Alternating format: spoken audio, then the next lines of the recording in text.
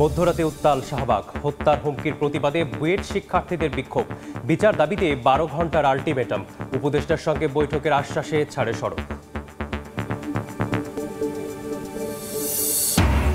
সংস্কার, নির্বাচন সহ নানা ইস্যুতে বিপরীতমুখী অনড় অবস্থানে দলগুলো। জটিল হচ্ছে রাজনৈতিক পরিস্থিতি, অনিশ্চিত হতে পারে গণতান্ত্রিক যাত্রা, মত বিশ্লেষকের। ক্যাম্পাসে ক্যাম্পাসে ছাত্র সংসদ নির্বাচনের আমেজ। আজ থেকে শুরু হচ্ছে ডাকসুর প্রচারণা, চলবে 7 সেপ্টেম্বর পর্যন্ত। ডাকসুতে মনোনয়ন ফর্ম নেয়ার হিড়িক।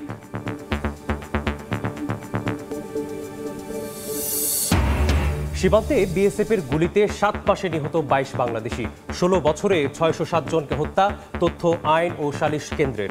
আলোচনায় কাজ না হলে আন্তর্জাতিক আদালতে যাওয়ার পরামর্শ। এবং বিপিএল ফিক্সিং ইস্যুতে কোনো ছাড় নয়, এ মাসেই রিপোর্ট দেবে তদন্ত কমিটি। সুপারিশ মেনে ডিসেম্বর জানুয়ারিতে আসর আয়োজন করবে বিসিবি।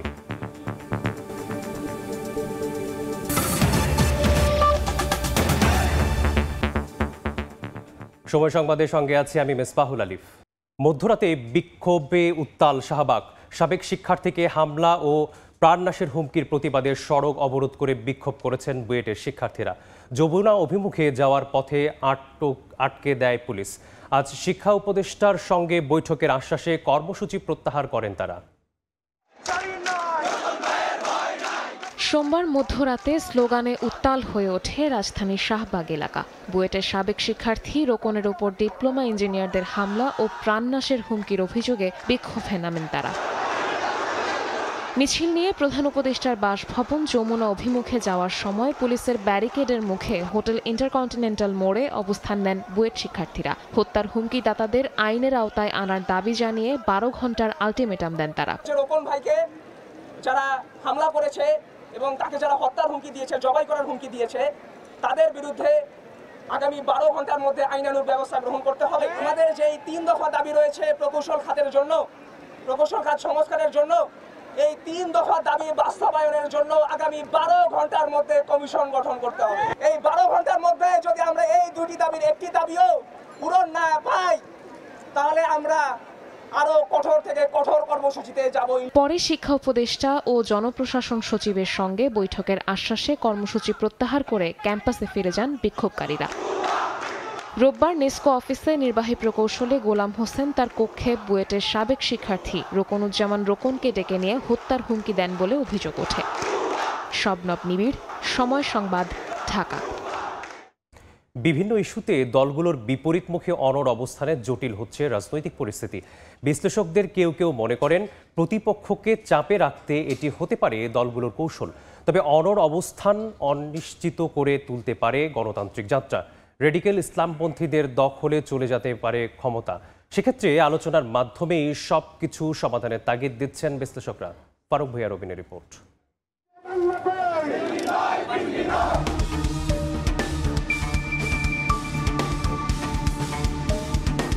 সংস্কার, জুলাই সনদ, নির্বাচন পদ্ধতি সহ বেশ কিছু বিষয়ে তীব্র হচ্ছে রাজনৈতিক দলগুলোর বিতর্ক।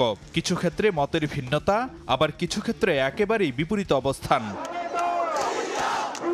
সংবিধানের উপর জুলাই সনদের প্রাধান্য, সনদ নিয়ে প্রশ্ন তোলা যাবে না আদালতে, ঐকমত্য কমিশনের এমন কিছু প্রস্তাবে আপত্তি জানিয়েছে বিএনপি। এছাড়া পিআর পদ্ধতিরও বিরোধী দলটি। যদিও এ পদ্ধতিতে নির্বাচনের দাবিতে জোরালো অবস্থান জামায়াত সহ ইসলামপন্থী দলগুলোর। পাশাপাশি জুলাই সনদের আইনি ভিত্তি, নির্বাচনের আগে সনদ বাস্তবায়ন এবং গণভোটের দাবি এসব দলের। অন্যদিকে গণপরিষদ নির্বাচনের মাধ্যমে নতুন সংবিধান প্রশ্নে অনড় এনসিপি। আমরা খুব পরিষ্কার করে তো বলেছি যে আমরা পিআর পদ্ধতি কোনো মতেই মেনে নেব না। নির্বাচনের জন্য যে শর্ত এবং দাবিগুলো আমরা দিয়েছি এগুলো এনশিওর করে নির্বাচনে যেতে হবে। নতুন শাসনতান্ত্রিক কাঠামো যদি বাংলাদেশের মানুষ নির্বাচনের মধ্য দিয়ে না পায়, সেই নির্বাচনে অংশগ্রহণ করার আদতে কোনো মানে থাকে না। স্পষ্টতই দেখা যাচ্ছে নিজেদের দাবি মানা না মানাকে নির্বাচনে অংশগ্রহণের শর্ত হিসেবে জুড়ে দিচ্ছে বিভিন্ন দল। এসব শর্তের মারপ্যাচ কেবলই রাজনৈতিক কৌশল, নাকি রাজনীতিকে নিয়ে যাচ্ছে অনিশ্চিত গন্তব্যে, উঁকি দিচ্ছে এমন সব প্রশ্ন। বিএনপির উপরে চাপটা যত নির্বাচন সামনে আগায় আসতে থাকবে, আস্তে আস্তে সেই চাপ আরও বাড়বে। আমি যেটা বুঝতেছি যেটা এটা এক ধরনের রাজনৈতিক কৌশল। নির্বাচন না হওয়ার পথে কারোর জন্য কোনো লাভ নেই। সবার জন্য ক্ষতির কারণ হয়ে দাঁড়াতে পারে। সুতরাং আমার ধারণা ওই ভুলের দিকে তারা যাবে না। এই সংকট মোকাবেলা করতে হলে রাজনৈতিক দলগুলোকে আবার পুনরায় ঐক্যবদ্ধ হতে হবে।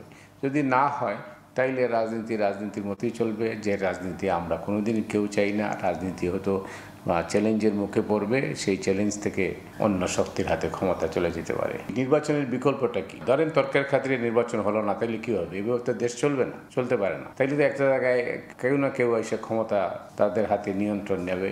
অথবা আরেকটা বিপদ আছে, সেটা হইতে পারে যে রেডিক্যাল ইসলামিস্ট যারা, তারা হয়তো ক্ষমতা দখল করতে পারে, চেষ্টা করতে পারে, যেটা হয়েছে অনেক দেশে। বিশ্লেষকরা মনে করেন সদিচ্ছা থাকলে আলোচনার মাধ্যমে অনেক কিছুরই সুরাহা সম্ভব, তবে অনড় থাকলে লাভ হবে না কোনো পক্ষেরই। দেশের অবস্থা অন্যরকম হয়ে যাবে, তখন ইউনূস তার মাইন্ড চেঞ্জও করে ফেলতে পারে। যে গেমটা তারা খেলতেছে, এটা যদি শেষ পর্যন্ত তারা অনড় থাকে, এটা হবে লস গেম। একটা জায়গায় তারা হয়তো রিয়েলাইজেশন তাদের মধ্যে আসবে যে রাজনীতি যদি ঠিক না থাকে, নির্বাচন যদি না হয়, দিনের শেষে কেউই কিন্তু লাভবান হবেন না, সবাই কম বেশি এফেক্টেড হয়ে যাবে। বিশ্লেষকরা বলছেন স্থিতিশীলতার জন্য গণতান্ত্রিক যাত্রাপথই জুৎসই বিকল্প। নির্বাচন যদি না হয় তাহলে আমরা কাকে কিভাবে চলবে? হাত পায়ে এমনি বাধা, আরো বাধা পড়ে যাবে। ফারুক ভিয়া, রবিন, সময় সংবাদ, ঢাকা। ক্যাম্পাসে ছাত্র সংসদ নির্বাচনের আমেজ। আজ থেকে শুরু হচ্ছে ডাকসুর প্রচারণা, চলবে ৭ সেপ্টেম্বর পর্যন্ত। ডাকসুতে মনোনয়ন ফর্ম নেয়ার হিড়িক। সর্বশেষ খবর জানতে ঢাকা বিশ্ববিদ্যালয়ে আছেন রিপোর্টার শফিকুজ্জামান রুবেল এবং রাজশাহী বিশ্ববিদ্যালয়ে আছেন মওদুদ রানা। সরাসরি শুরুতে যাচ্ছি রুবেলের কাছে।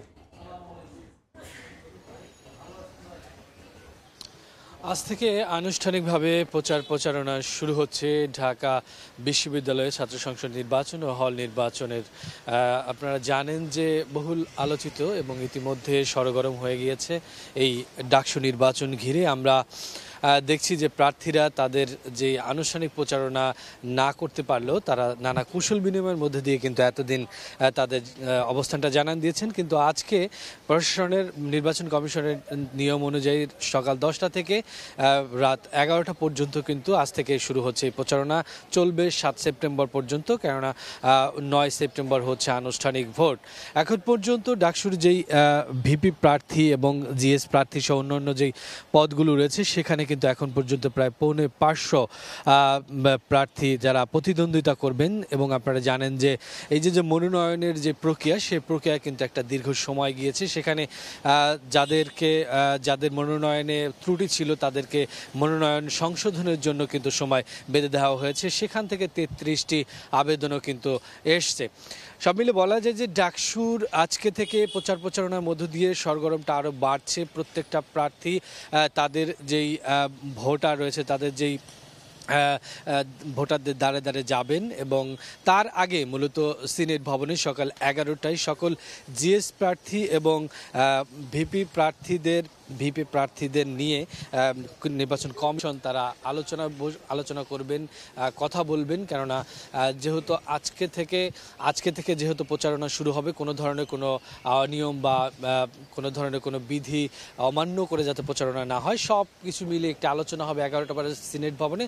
তারপরে আবার প্রার্থীরা কিন্তু তারা ক্যাম্পাসে বিভিন্ন জায়গায় সরব হবেন। তো ঢাকা ইউনিভার্সিটি থেকে ডাকসু প্রচারণার প্রথম দিনের সংবাদ এই ছিল। এই মুহূর্তে আমরা একটু রাজশাহী ডাকসু ইউনিভার্সিটির খবরাখবর জানবো, সেখানে আমাদের সহকর্মীর কাছ থেকে।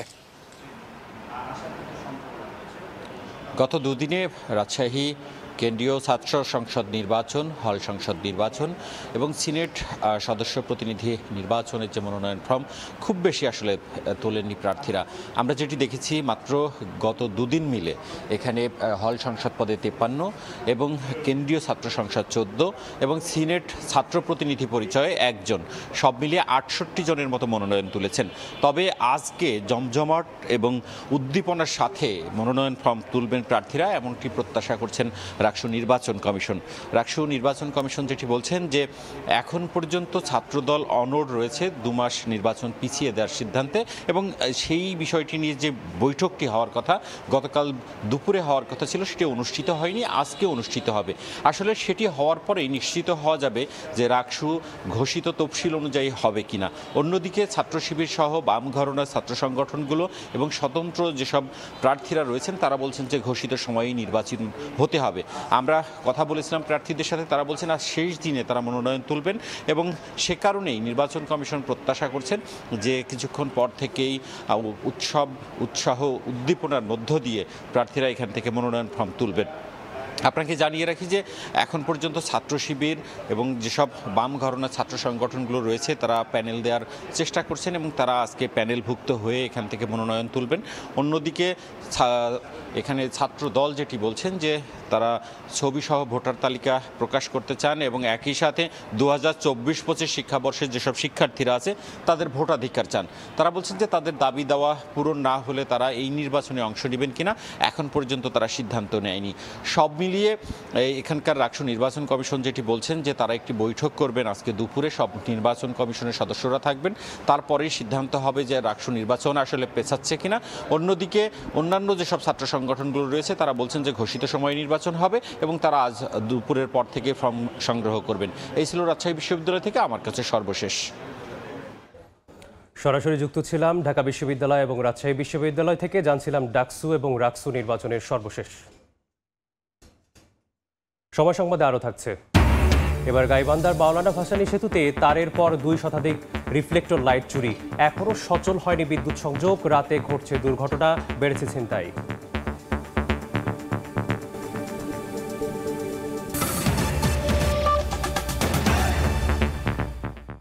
শেখ হাসিনা, জয় ও পুতুলের বিরুদ্ধে প্লট দুর্নীতির 3টি মামলার দ্বিতীয় দিনের সাক্ষ্য গ্রহণ আজ সকালে ঢাকার পঞ্চম বিশেষ জজ আদালতে সাক্ষ্য গ্রহণটি অনুষ্ঠিত হবে। এর আগে এই মামলায় সাক্ষ্য প্রদান করেন মামলার বাদী ও দুদকের 3 কর্মকর্তা। এ সময় তারা আদালতকে জানান, রাজুকের আবাসন নীতিমালার সকল আইন ভঙ্গ করে পূর্বাচলে 30 কাঠা প্লট নেন শেখ হাসিনা, সজীব ওয়াজেদ জয় ও সাইমা ওয়াজেদ পুতুল। তৎকালীন প্রধানমন্ত্রীকে খুশি করতেই এই অনিয়মে সরকারি কর্মকর্তারা তাদের সহযোগিতা করেন বলে জানান সাক্ষীরা। সীমান্তে বিএসএফের গুলিতে 7 মাসে প্রাণ গেছে 22 বাংলাদেশির, আহত হয়েছেন 32 জন। আইন ও সালিশ কেন্দ্রের হিসেবে 2009 সাল থেকে গত 16 বছরে বিএসএফ হত্যা করেছে 607 বাংলাদেশিকে।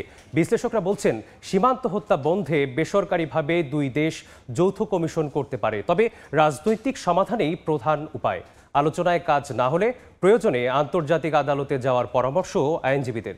সানবির উপরের রিপোর্ট।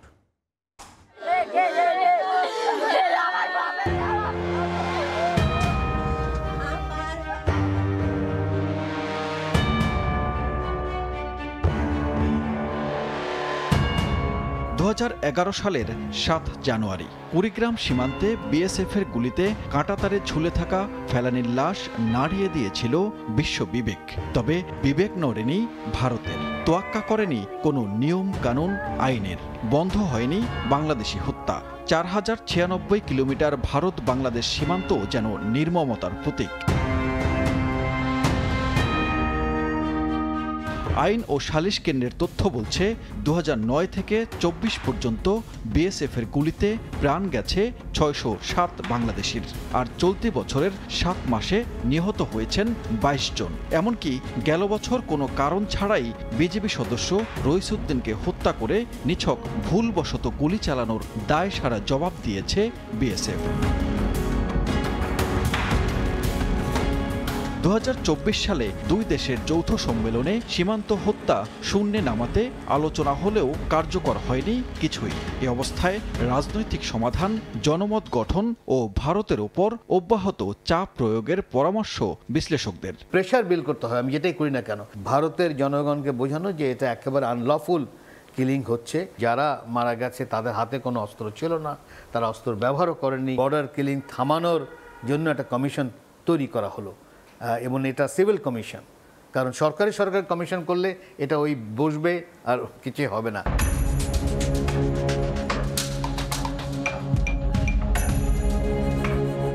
ভারতের সঙ্গে সরাসরি 5টি দেশের সীমানা থাকলেও অন্য দেশের সীমান্তে বাংলাদেশের মতো হত্যার ঘটনা ঘটে না। চীনের সঙ্গে নির্দিষ্ট সীমানায় নিরস্ত্র পাহারার চুক্তি আছে ভারতের। বাংলাদেশও প্রাণঘাতী অস্ত্র ব্যবহার না করার প্রস্তাব দিয়েছিল, তবে সে প্রস্তাবের অগ্রগতি হয়নি। বর্ডারে হত্যায় সরাসরি মানবাধিকার লঙ্ঘন হলেও বিচার হয়নি। এসব বিষয়ে ভারত একতরফা আক্রমণাত্মক মনোভাব দেখালে প্রয়োজনে আন্তর্জাতিক আদালতে যাওয়ার কথা বলছেন আইনজীবীরা। এইটার অবসান ঘটানোর জন্য আমি মনে করি বাংলাদেশ সুনির্দিষ্ট প্রস্তাব করবে এবং সুনির্দিষ্টভাবে প্রতিবাদ জানাবে। কূটনীতিক যা যা ডিফেন্স নেওয়া দরকার সবে নেবে। ইভেন প্রয়োজন যদি হয় তাহলে এই বিষয় তো আন্তর্জাতিক মহলেও এটা উত্থাপন করা যৌক্তিক বলে আমি মনে করি, এবং সেই সময়টা এখন এসছে বাংলাদেশে। বিচার বহির্ভূত হত্যা ও বল প্রয়োগ বন্ধ করে নিরাপদ সীমান্ত রক্ষায় ঢাকায় বিজেপি বিএসএফ যৌথ সম্মেলনে আলোচনা হবে বলে আশা বিশ্লেষকদের। সানবীর রূপল, সময় সংবাদ, ঢাকা। এখনও উদ্ধার হয়নি গাইবান্ধার মাওলানা ভাসানী সেতুর চুরি হয়ে যাওয়া বিদ্যুতের তার। চুরির ঘটনার 5 দিন পরও সচল হয়নি বিদ্যুৎ সংযোগ।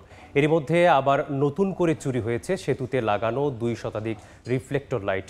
এতে সন্ধ্যার পর অন্ধকারাচ্ছন্ন থাকছে সেতু ও আশপাশের এলাকা। আলো না থাকায় ঘটছে দুর্ঘটনা, চুরি ছিনতাই। এতে ক্ষোভ জানিয়েছেন স্থানীয়রা।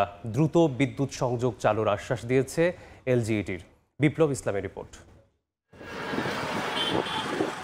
গাইবান্ধার সুন্দরগঞ্জের হরিপুরে তিস্তা নদীর উপর নির্মিত মাওলানা ভাসানী সেতু উদ্বোধনের একদিন পরেই 21 আগস্ট 6টি ল্যাম্পপোস্টের দুপাশের 310 মিটার বিদ্যুতের তার চুরি হয়। এর রেশ কাটতে না কাটতেই 24 আগস্ট সেতুর 2 শতাধিক রিফ্লেক্টর লাইট চুরি হয়েছে।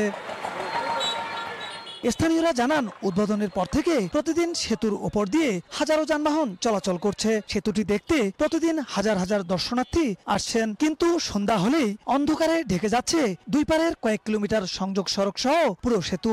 এতে 4 দিনের ব্যবধানে সেতুতে 2টি দুর্ঘটনায় একজন নিহত ও 2 জন আহত হয়েছেন। পাশাপাশি ঘটছে চুরি ও ছিনতাইয়ের ঘটনা। লাইট চুরি হওয়ার কারণে আমরা অন্ধকারে আছি। বৃষ্টি যেদিন উদ্বোধন হলো তারপর দিন থেকে আমরা অন্ধকারে আছি। কালকে রাতেও তো মনে করো ব্রিজের মধ্যে 3 জন অ্যাক্সিডেন্ট হয়েছে। এই যে অন্ধকারের ভেতরে ছিনতাই হবে, মিনতাই হবে, ডাকাতি হবে, একটিশন হবে, এগুলো তো কেউ গুরুত্ব নিচ্ছে না কেউ। এলাকাবাসীর অভিযোগ, সেতু ও সড়ক পারাপারে রাখা হয়নি ন্যূনতম নিরাপত্তা ব্যবস্থা। চুরির ঘটনায় এখনো পর্যন্ত কাউকে শনাক্ত করতে পারেনি আইন শৃঙ্খলা বাহিনী। এই ব্রিজের ব্যাপারে কোনো প্রশাসনিক কোনো উদ্যোগই নাই, এবং এই কেবলগুলো যে চুরি হলো, এই কন্ডাক্টর যে ছিল এদেরকে কেন জিজ্ঞেস করা হলো না? প্রশাসন এখন কি যে করতেছে, এখন তো কোনো কিছু আমরা পাচ্ছি না। পুলিশ ক্যাম্প নাই, এই পাশেও একটা নাই, ওই পাশেও একটা নাই।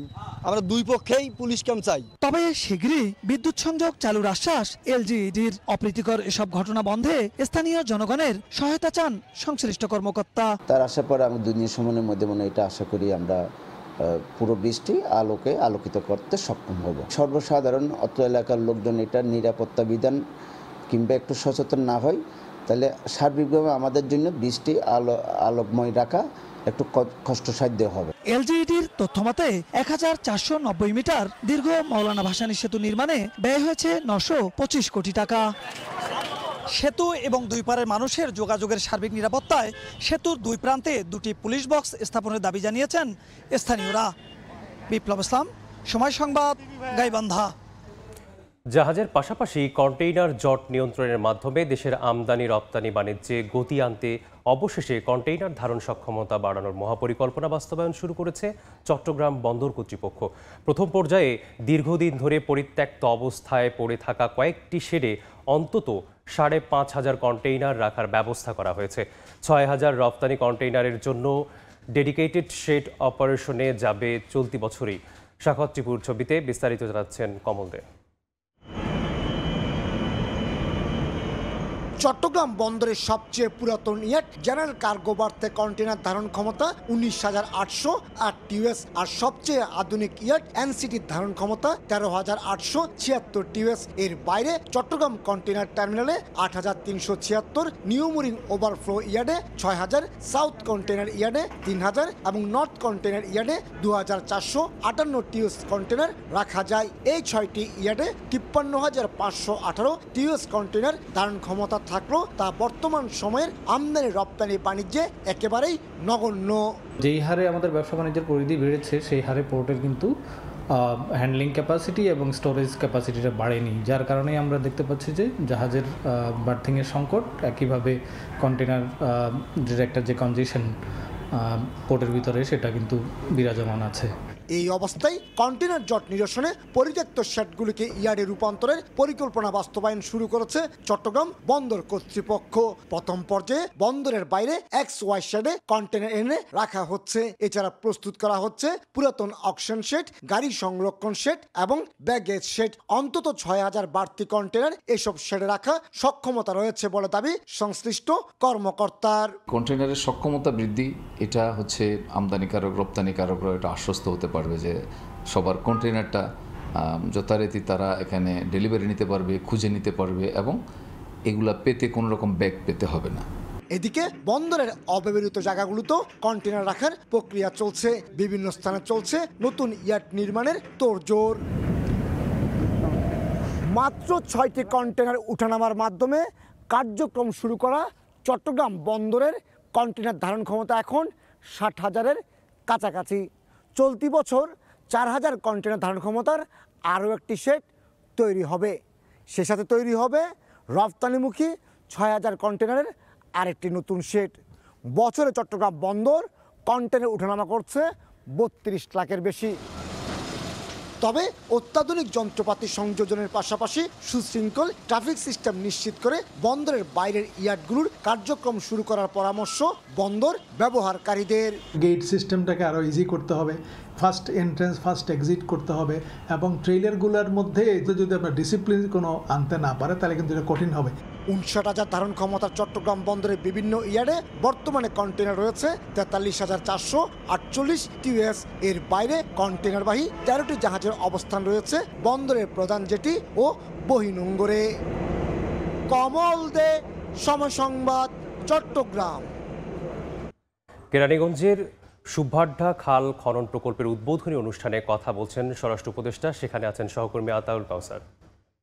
রক্ষণাবেক্ষণ করব, বর্জ্য ধারণ দূষণ কমাবো, আমাদের পরিবেশ প্রতিবেশের প্রতি সহনশীল আচরণ করব। সকলকে ধন্যবাদ জানাই। শেষ করার আগে আমি তো আরেকটা কথা বলছি, ম্যাডাম বলছে যে আমি ওই কাতারে বসবো, ওই কাতারেও বসবো না, আমি কিন্তু এই রাস্তা দিয়েও যাব। এই জন্য খালের খনন কতটুকু হলো কি না হলো আমি কিন্তু দেখতে পাবো, যেহেতু আমার এই এলাকারই আমি বাসি, এই জন্য এইটার।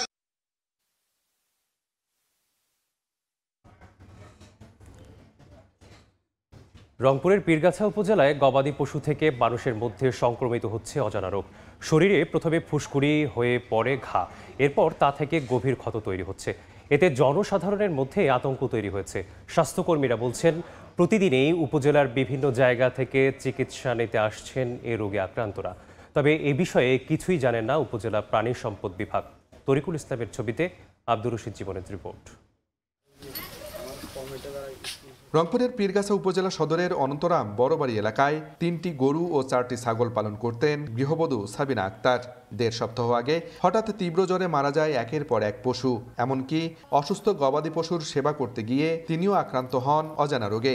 একটা গরু জ্বর আসে, একদম 108-9 ডিগ্রি জ্বর, গরু একদম কাঁপুনি উঠে যায়, গরু কিছু খাইতে চায় না। পানি দাও পানি দাও পানি দাও, পানি দিতেছি, এর ভেতর আবার কাছে পড়ে গেল। পেটটা ফুলে ফুলে উঠতেছে আস্তে আস্তে, ফুলে ওঠার পরে আর দেখেছি আর হাত পা নাড়াতে নাড়াতে মারা গেল। প্রাণী সম্পদ অধিদপ্তর এই রোগটা নিয়ে উদাসীন, ওরা তেমন কোনো কার্যকর ভূমিকা রাখতেছে না।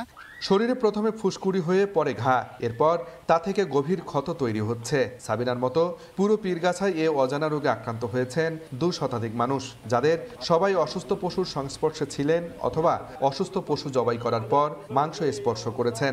স্থানীয়রা জানান গত 1.5 মাস ধরেই এমন রোগে আক্রান্ত হচ্ছেন অনেকেই। এতে জনসাধারণের মধ্যে আতঙ্ক তৈরি হয়েছে। প্রথম একটু ঘামাচির মতো চুলকাইছিল, লাল হয়েছিল, আঠা বের হয়েছিল, ওখান থেকেই শুরু। হাতটা কালা কিলে হয়ে গেল, রক্ত না রক্ত মরি গেল। ছাগল অসুস্থ হয়ে গেছিল, তো পাশে না ওই জন্য জব করে দিয়েছিলাম, জব করে দিয়ে কাটাকাটি করছি। এই কাটাকাটি করার পর থেকে আমার এই অবস্থা হয়েছে।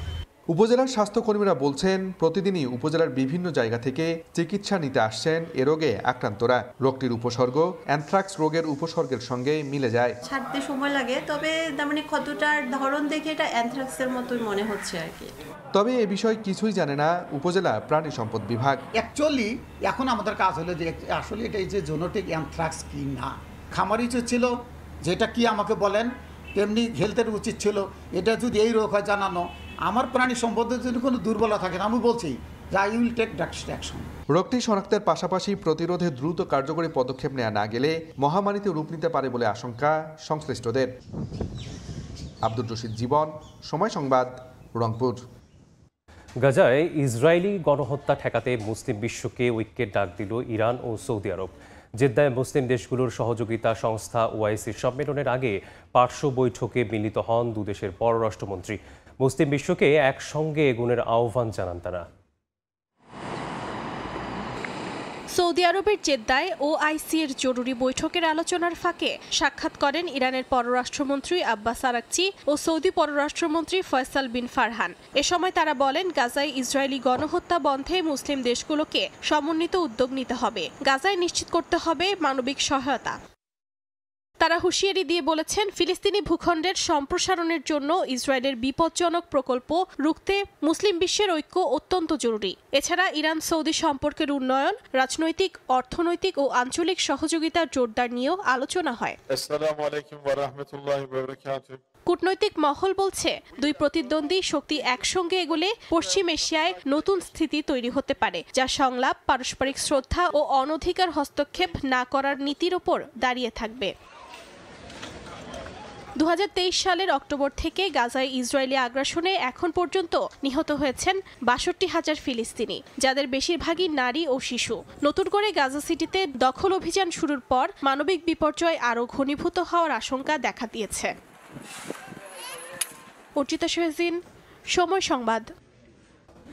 বিপিএল এর ফিক্সিং ইস্যুতে কোনো ছাড় নয়। এ মাসেই তদন্ত কমিটি রিপোর্ট জমা দেবে বিসিবিতে। কমিটির সুপারিশ কঠোরভাবে বাস্তবায়ন করা হবে বলে জানিয়েছেন বিসিবি সভাপতি আমিনুল ইসলাম বুলবুল। ফেব্রুয়ারিতে জাতীয় নির্বাচন হলেও ডিসেম্বর জানুয়ারিতে বিপিএল আয়োজনে কোনো সমস্যা হবে না বলে প্রত্যাশা সিনিয়র সহসভাপতি নাজমুল আবেদিন ফাহিমের। এ সময় টুর্নামেন্ট না হলে বিপিএল 1 বছর পিছিয়ে যাবে বলে মন্তব্য করেছেন তিনি। নানা কারণে নির্ধারিত সময়ে বিপিএল আয়োজন নিয়ে আছে শঙ্কা। ফেব্রুয়ারিতে হওয়ার কথা জাতীয় নির্বাচন, প্রায় 2 মাস আগেই যার প্রচারণা শুরু হওয়ার কথা, আর বিপিএল এর উইন্ডো ডিসেম্বর জানুয়ারি। এ সময় আদতে কতটুকু সম্ভাবনা আছে আসন্ন বিপিএল আয়োজনের? বোর্ড নির্ধারিত সময়ে বিপিএল আয়োজনে আশাবাদী। খুব সুশৃঙ্খলভাবে আমাদের জাতীয় নির্বাচন হবে, ইনক্লুসিভ এবং সুশৃঙ্খলভাবে জাতীয় নির্বাচন হবে। এই সংখ্যাটা করছি না যে ওই সময়টায় এই টুর্নামেন্ট নিয়ে অসুবিধা হতে পারে।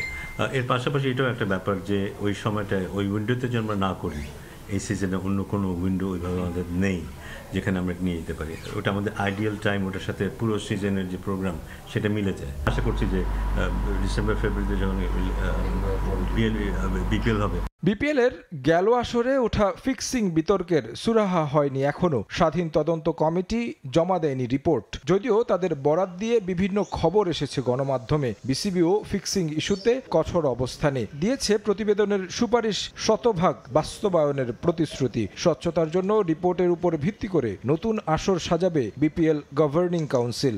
আমরা আশা করছি যে এই মাসের শেষে তারা পুরো তদন্ত এবং তদন্তের যে সুপারিশগুলো আছে বা আউটকামটা কি আছে সেটা আমাদেরকে দেবে। ফাইন্ডিংসগুলো আমরা পুঙ্খানুপুঙ্খ লাইন বাই লাইন ব্যবহার করব নেক্সট বিপিএল এর জন্য। কেননা আপনারা জানেন যে আমাদের যে ইন্টিগ্রিটির ব্যাপারটা আছে দেশব্যাপী, সেটা আমরা ভেরি সিরিয়াস। আগামী বিপিএলটা স্বচ্ছভাবে করার জন্য এই রিপোর্টটা আমাদের কাছে একটা খুব গুরুত্বপূর্ণ একটা ডকুমেন্ট হিসেবে আসছে। সব ঠিক থাকলে আইএমজি ইভেন্ট ম্যানেজমেন্ট কোম্পানির অধীনে অনুষ্ঠিত হবে এবারের বিপিএল, যার মধ্য দিয়ে ফ্র্যাঞ্চাইজি আসরের জৌলুস আবারও ফিরে আসবে বলে প্রত্যাশা বোর্ডের। তারেক হাসান শিমুল, সময় সংবাদ, নারায়ণগঞ্জ। সময় সংবাদের শীর্ষ সংবাদগুলো জানিয়ে দিচ্ছি আরেকবার।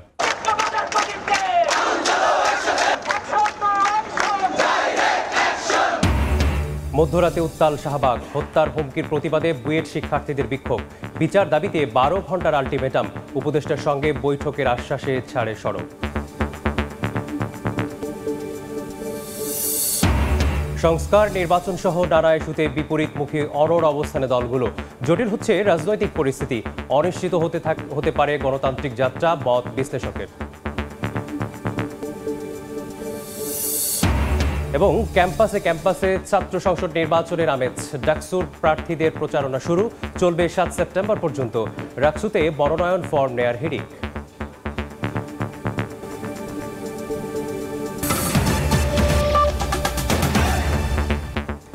এই ছিল সময় সংবাদে, সঙ্গেই থাকুন সময়ের।